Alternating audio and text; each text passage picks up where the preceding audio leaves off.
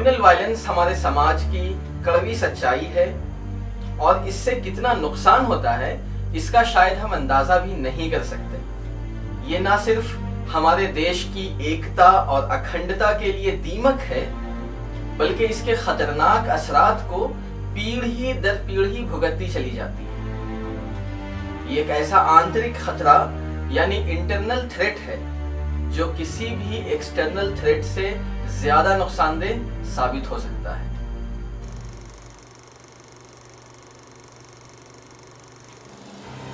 जब कभी समाज बंट जाता है, उसका नुकसान किसी एक समुदाय को नहीं, सारे समाज को भुगतना पड़ता है। एक कॉमन पैटर्न जो आपको सभी दंगों में नजर आता है वो आम आदमी का नुकसान है।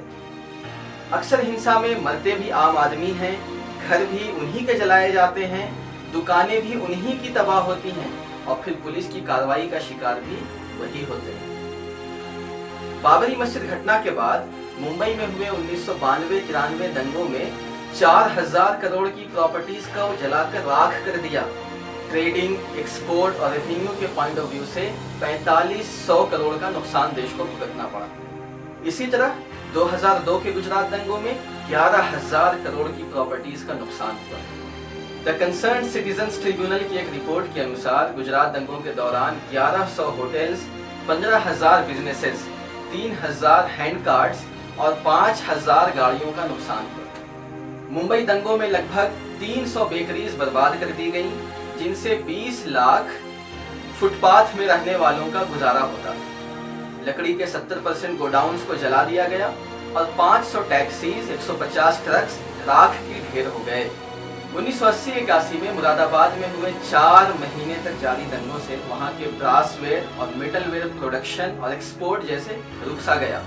1979 के भागलपुर दंगों में 600 पावर लूम्स और 1700 हैंडलूम्स को जलाकर राख कर दिया गया। वहां की सिल्क इंडस्ट्री बेहद मुतासिर हुई, जिसका टर्नओवर 400 करोड़ से घटकर 100 करोड़ तक आ गया। बिजनेस तो बिजनेस, एनजीओज और कई सोशल सर्विस इंस्टीट्यूशंस को भी नहीं बख्शा गया।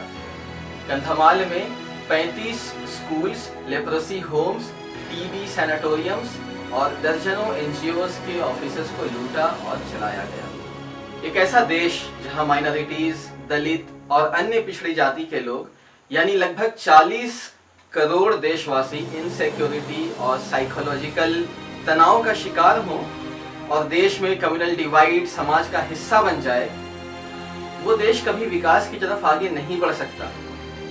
कब दंगा हो जाए, कब कर्फ्यू लग जाए, ऐसे में देश की छवि अंतर्राष्ट्रीय स्तर पर बुरी तरह बिगड़ जाती है और इसका असर सीधे बिजनेस और इन्वेस्टमेंट्स पर पड़ता है। नतीजा ये है कि देश की जनता का सामूहिक संघर्ष यानी कलेक्टिव स्ट्रगल विकास से हटकर दूसरे पर अपना जोर चलाने की हद तक रह जाता है।